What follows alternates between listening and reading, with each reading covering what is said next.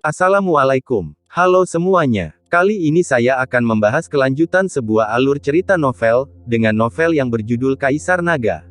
Jangan lupa buat teman-teman untuk like, komen, subscribe and share ya. Yuk, tanpa basa-basi lagi, kita lanjut ke pembahasannya. Di episode sebelumnya, pada saat ini, beberapa teriakan keras datang dari pegunungan Yuye, dan lebih dari selusin sosok bergegas keluar. Selusin orang ini semuanya adalah jenius muda dari keluarga Duanmu. Apa yang terjadi, kenapa terburu-buru, sebagai anggota keluarga Duanmu dan murid dari Sekte Pedang Suanyuan, kamu harus tenang saat menghadapi sesuatu. Apakah kamu mengerti, ucap Duanmu Jin. Wajah Duanmu Jin menjadi gelap, dan dia memarahi dengan keras, dan kemudian bertanya, Duanmu Jue bagaimana, kenapa dia tidak keluar denganmu, ucap Duanmu Jin. Penatua Jin, ini tidak baik, Duanmu Jue, dia sudah mati, ucap seorang pria muda dari keluarga Duanmu berkata dengan panik. Apa? Mata Duanmu Jin tiba-tiba melebar, wajahnya berubah drastis, dan dia berseru kaget. Di mana dia bisa tetap tenang? Wajah orang lain di lapangan juga berubah drastis. Bahkan ekspresi para tetua dari 3 akademi lainnya sedikit berubah, dan Xie Kuang menunjukkan pancaran kegembiraan di wajahnya. Duanmu Jue benar-benar mati, bagaimana dia mati? Di antara mereka, Yin Kai, Huang Yu, dan yang lainnya mau tak mau menatap Lu Ming.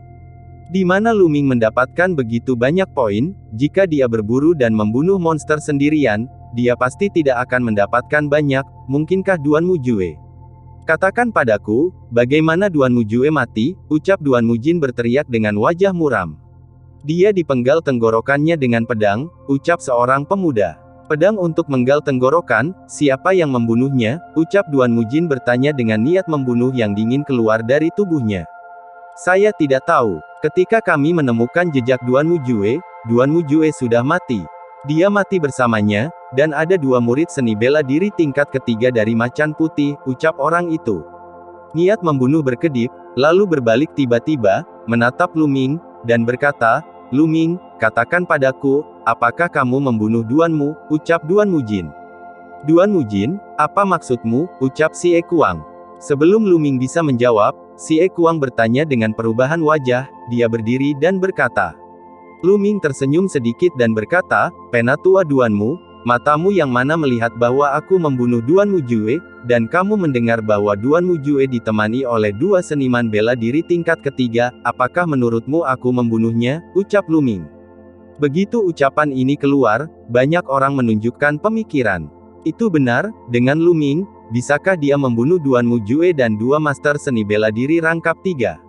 Mustahil. Duanmu Jin mencibir, dan berkata, Anda memiliki begitu banyak kartu besi dengan poin di tangan Anda, bagaimana Anda menjelaskannya? Saya menyimpulkan bahwa Anda pasti telah menggunakan cara tercela untuk membunuh Duanmu Jue, Anda adalah orang yang tercela dan tidak tahu malu, sekarang saya akan melakukannya menghapusmu, ucap Duanmu Jin. Kemudian, Duanmu Jin maju selangkah, dan aura besar muncul dari tubuhnya, menekan ke arah Lu Ming seperti gunung.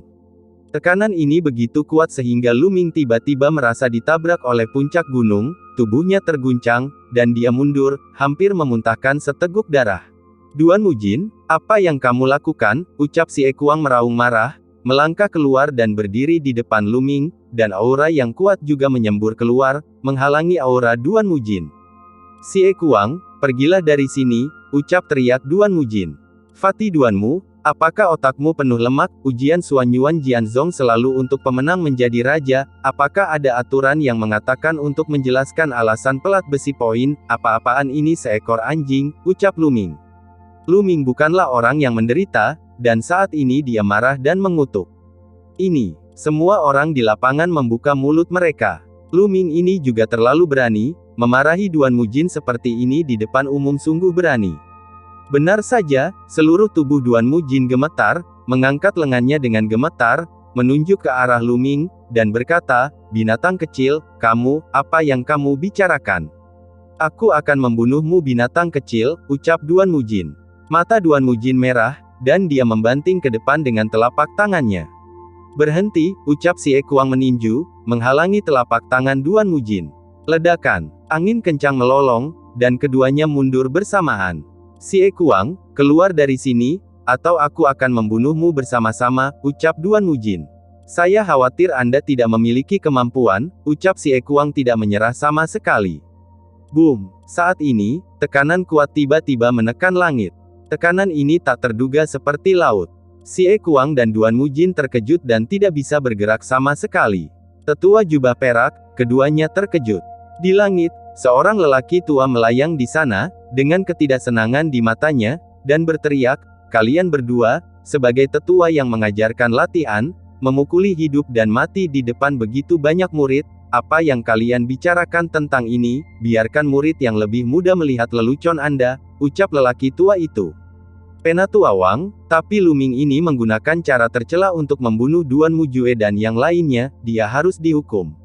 Saya mengusulkan untuk mencabut kualifikasinya untuk tempat pertama, ucap Duan Mujin mengepalkan tinjunya ke arah sesepuh berjubah perak di langit. Hehe, Duan Mujin, itu kalimat yang sama, matamu yang mana melihat bahwa aku membunuh Duan Mujue dan yang lainnya dengan cara yang tercela, ucap Luming.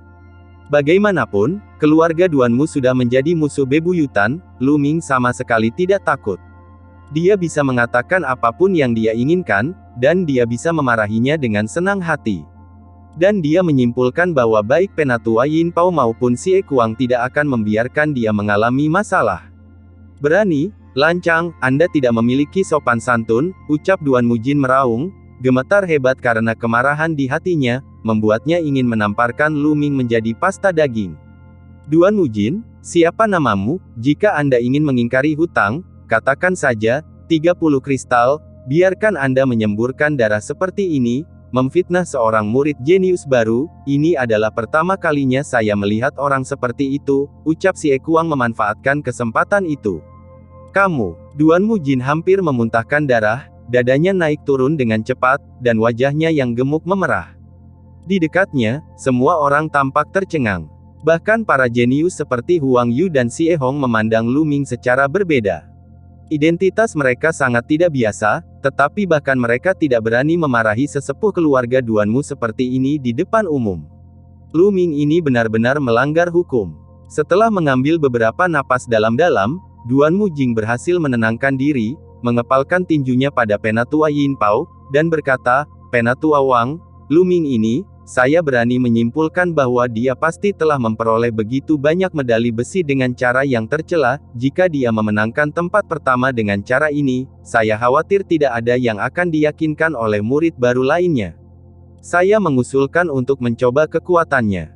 Jika kekuatannya tidak buruk, maka saya akan mengakui tempat pertamanya, ucap Duan Mujin. Tidak, Penatua Wang, sejak zaman kuno, uji coba pendatang baru selalu didasarkan pada skor mereka untuk menentukan peringkat mereka, adapun cara mendapatkan poin plat besi, tidak pernah ada batasan, ucap Si Ekuang buru-buru.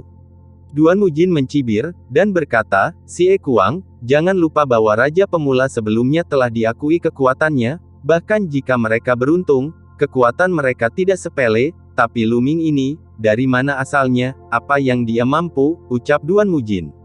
Kata-katanya penuh penghinaan. Oh, Penatua Yin Pao berpikir sejenak, dan berkata, Duan Mujin, bagaimana kamu ingin mengujinya, ucap penatua itu.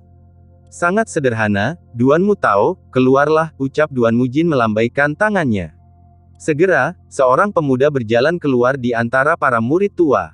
Menunjuk pemuda itu, Duan Mujin berkata, kali ini, di antara para murid baru, tingkat kultivasi terkuat adalah seni bela diri tingkat keempat, dan kultivasi Duanmu Tao juga berada pada seni bela diri tingkat keempat. Selama Luming mengalahkan Duanmu Tao, saya akan mengakui posisi nomor 1 Luming, jika tidak, saya mengusulkan untuk membatalkan peringkat nomor 1 Luming, ucap Duan Mujin.